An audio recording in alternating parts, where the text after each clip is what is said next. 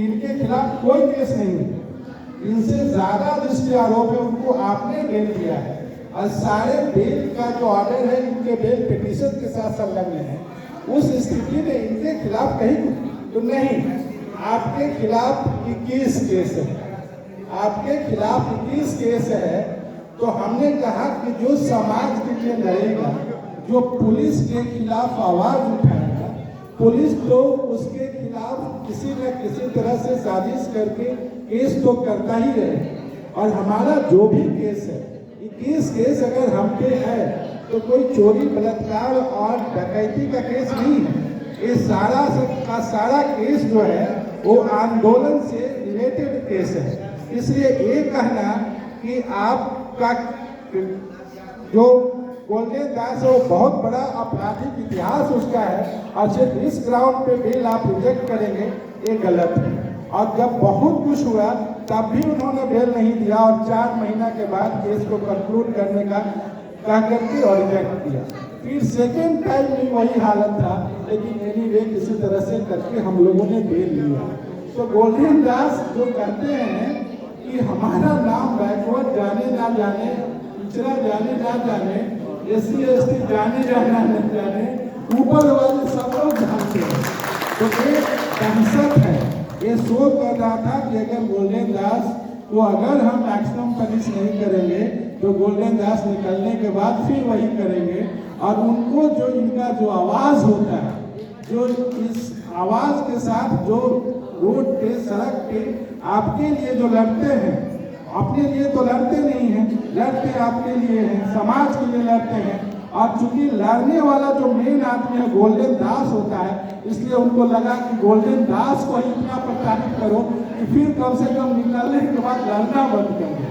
लेकिन निकलने के बाद देखिए आज आपके सामने है, इनका ऊर्जा और ज्यादा बढ़ा हुआ है और हमको इससे लगता है कि गोल्डन दास रुकने वाले नहीं हैं। आप लोगों के साथ, आप लोग के सहयोग से, आप लोग के हर सुख दुख में हमेशा साथ रहेंगे और अभी साथ हैं।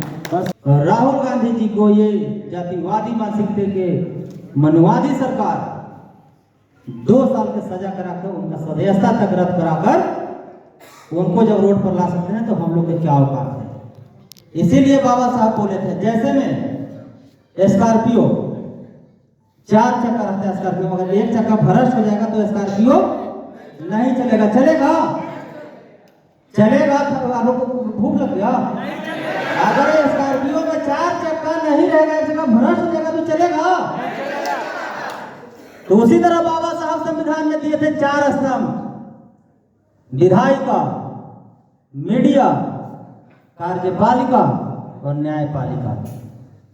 जब तक समाज के चारों जगह आदमी नहीं होगा तो स्कॉर्पियो चलने वाला नहीं है। वकील साहब का कहना है कि हाई कोर्ट और सुप्रीम कोर्ट में 90% संख्या के हिसाब से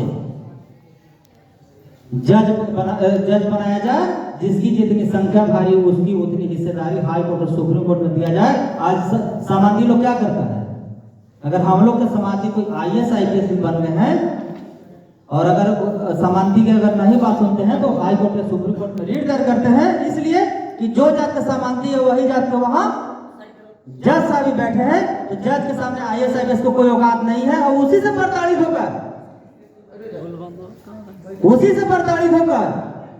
IAS IPS हमारे सुसाइड कर लिया है, जिसका नाम वाई पूरन सर का आप लोग नाम सुने होंगे। हम जेल में थे तो जेल में भी हम थे तो एक एक पल पढ़ते थे। अभी सर एक बात बोले, नेल्सन मंडेला गोल्डन दास जिंदाबाद, आप लोग बहुत लोग नहीं समझ पाएंगे। सर का इशारा है, गोल्डन जी अब डरिए मत, घबराइए मत। नेल्सन मंडेला जी जब 27 साल जेल में रहे और वो निकल करके साउथ अफ्रीका के राष्ट्रपति बन सकते हैं, तो अब 1.5 साल से जेल में से निकल के प्रधानमंत्री भारत के क्यों नहीं? मैं आग्रह करूंगा कि अरुण सर 2 शब्द बोले और हमारे नौजवान माताओं बहनों साथी को जोश और जुनून भरे। Thank you. हमारे आज के हीरो नहीं हैं, ये भारत के हीरो हैं, बिहार के नहीं हैं। और ऐसे हीरो को हम लोग सैल्यूट करते हैं। और देख लीजिए ये लड़ाई छिड़ गई है।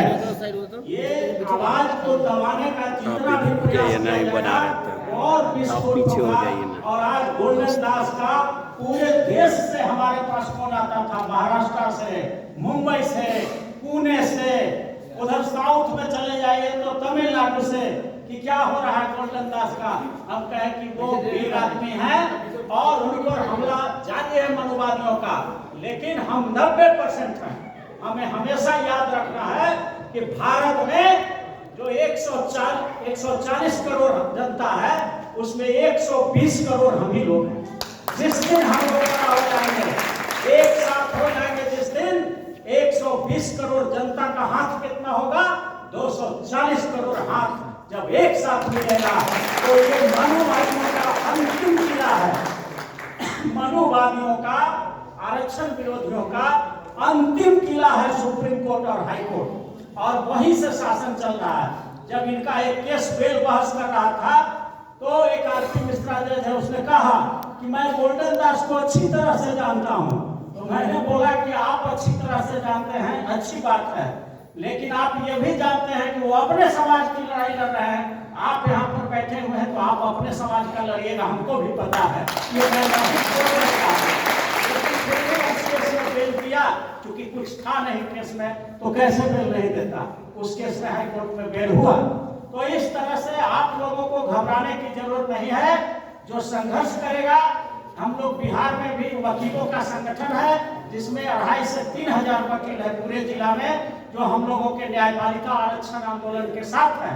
और हम लोगों की लड़ाई चल रही है, सत्ता नहीं, संपूर्ण सत्ता चाहिए। हम लोगों को नेता लोग भरमा देता है, नेता लोग भरमा देता, भ्रम में डाल देता है कि प्रधानमंत्री बन गया, मुख्यमंत्री बन गया, एमपी बन गया, एमएलए बन गया, मिनिस्टर बन गया तो सत्ता हमारा हो गया। गलतफहमी है। भारत के संविधान में बाबा साहब ने सत्ता का 4 पावर हाउस, जैसा कि गोविंद भाई ने अभी बताया कि 4 पावर हाउस होता है। उसमें सबसे पावरफुल अभी बना हुआ न्यायपालिका। क्यों बना हुआ है? बना हुआ नहीं, बनाया गया है इसको। पावरफुल न्यायपालिका को, सुप्रीम कोर्ट, हाई कोर्ट, जिला न्यायालय को पावरफुल बनाया गया है। क्यों बनाया गया है? क्योंकि वहां आरक्षण विरोधी लोग, मनुवादी लोग 90% कब्जा करके रखा है सुप्रीम कोर्ट और हाई कोर्ट के जजों के पदों में। इसलिए उसको ज्यादा पावरफुल बनाया है कि जब बहुजन समाज का, गरीब समाज का कोई आदमी लड़ेगा तो उसको इसी तरह से, जिस तरह से गोल्डन दास को परेशान किया गया 18-19 महीना तक, तो उसी तरह से परेशान करने की नीयत से तो हम लोगों ने एक ऐलान कर दिया कि 2 तरह से हमला हम लोग करेंगे। सुप्रीम कोर्ट, हाई कोर्ट पर 2 तरफा वार होगा, जल सेना, थल सेना, वायु सेना। वो कैसे वार होगा? पहला तो हम लोग काम करेंगे जो आपके हाथ में है। वो आपके हाथ में है कि 90% आबादी हमारी है और 99% मुद्दई मुकाबले हमारी ही हैं, केस लड़ते हैं। जिस दिन हम लोग ये नारा दे देंगे पूरे देश में कि मुकदमा हमारा, न्याय तुम्हारा नहीं चलेगा, नहीं चलेगा, मुकदमा हमारा, वकालत तुम्हारा नहीं चलेगा, नहीं चलेगा। उच्च जातियों के वकीलों का भी सफाया करना है और उच्च जाति के जजों को भी सफाया करना है। तो उच्च जाति के वकीलों का सफाया तो आप ही कर सकते हैं, जनता ही कर देगा। केस ही नहीं जाएगा तो अपना बाप का गेहूं बेच करके वहां वकालत करेगा। साल भर सब अपना घर चला जाएगा। उपेंद्र कुशवाहा जिंदाबाद, जिंदाबाद,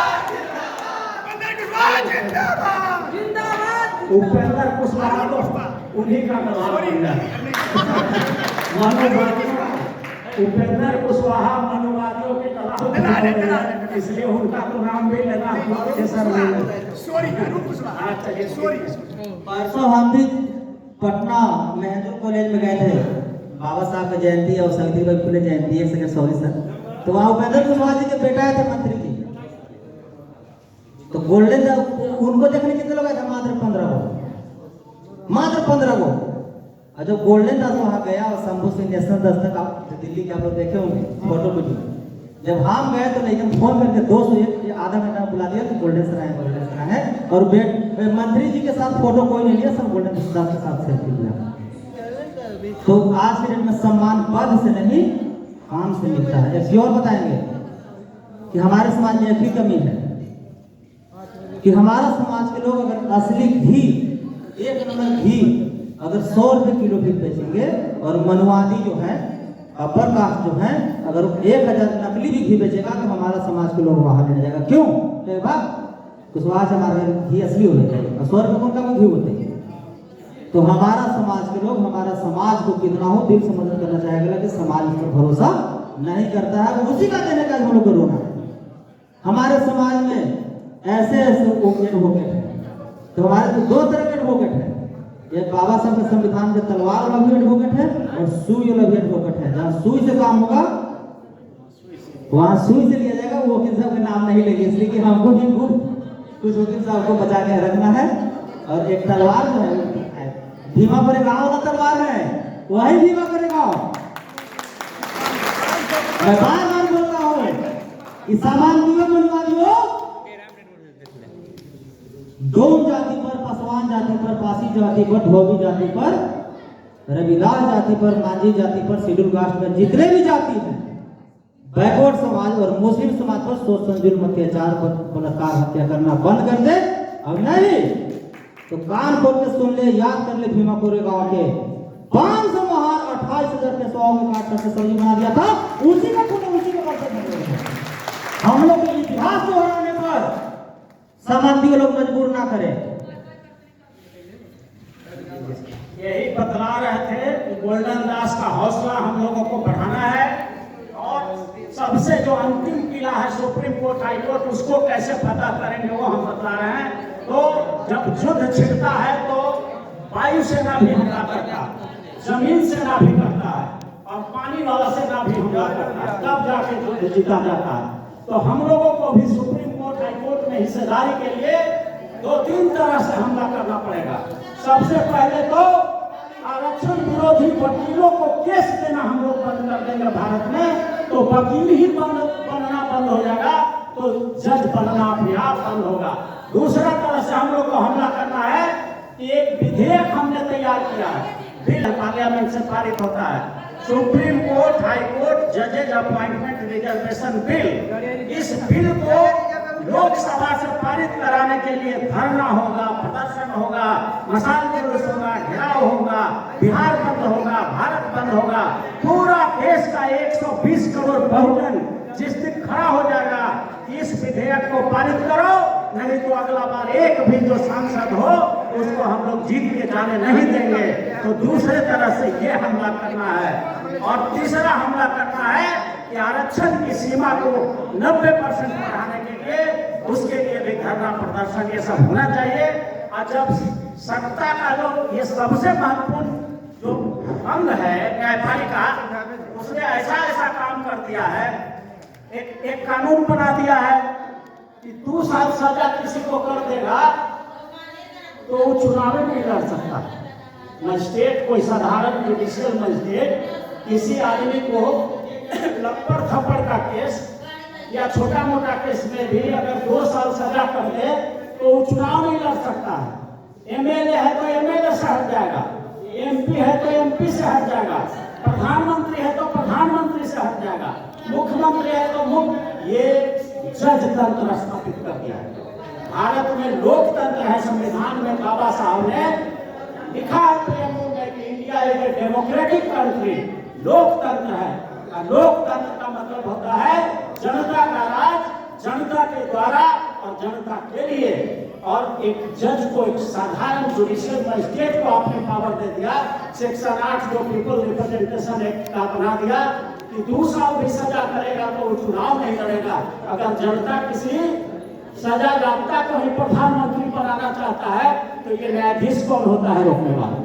न्यायाधीश को इस पावर ऐसा नहीं दिया जाना चाहिए। और कानून ये है, पहले जो कानून था ये था कि सुप्रीम कोर्ट से जब तक फाइनल सजा कंफर्म न हो जाए तब तक किसी को निर्दोष माना जाता था और चुनाव भी लड़ता था, मंत्री भी बनता था, सब कुछ बनता था। लेकिन ये सुधार करके सेक्शन 8 में इन लोगों ने, जब से बैकवर्ड, दलित, पिछड़ा, SC, ST, post backward, OBC, minority जब MP, MLA मंत्री बनने लगा तो उसको रोकने के लिए कि जो तेज तरार नेता निकलेगा उस पर कुछ केस करा देंगे, 2 साल सजा करा देंगे और उसको चुनाव लड़ने से वंचित कर देंगे। और ऐसा प्रयोग हुआ। इसलिए हम लोगों को न्यायपालिका के खिलाफ हम लोग को बगावत करना है। गोल्डन भाई को हम लोग कहेंगे, कलम से लड़ेंगे भी, और सड़क पर भी, और संसद में भी, सुप्रीम कोर्ट में भी, हाई कोर्ट में भी, सब जगह लड़ाई जारी रहेगा। इसलिए आपको ललकारते हुए अंतिम यही कहना चाहता हूं कि दुश्मन बड़ा साथी है आपका। वो जो 10% वाला मनवादी है वो बड़ा साथी है, इसलिए वो जमीन छीन लेगा, गगन छीन लेगा। वो जमीन छीन लेगा, गगन छीन लेगा। ऐ दलित पिछड़े अकलियतों, तुम फूट करके अलग अलग रहे तो अर्थी से तेरा कफन छीन लेगा, कफन छीन लेगा। इसलिए हम लोग को पांचों भाइयों को एक साथ रहना है। शेड्यूल कास्ट, शेड्यूल ट्राइब, अति पिछड़ा, ओबीसी और माइनॉरिटी, यही पांचों सूत्र है। और ये पांचों जिस दिन मिलेगा उसका तारा जो है गर्दिश में चला जाएगा आरक्षण विरोधियों का, और सत्ता के चारों पावर हाउस में हमारा वर्चस्व होगा। इन्हीं बातों के साथ अपनी बात समाप्त करते हैं। नमो बुद्धाय, जय भीम, जय भारत।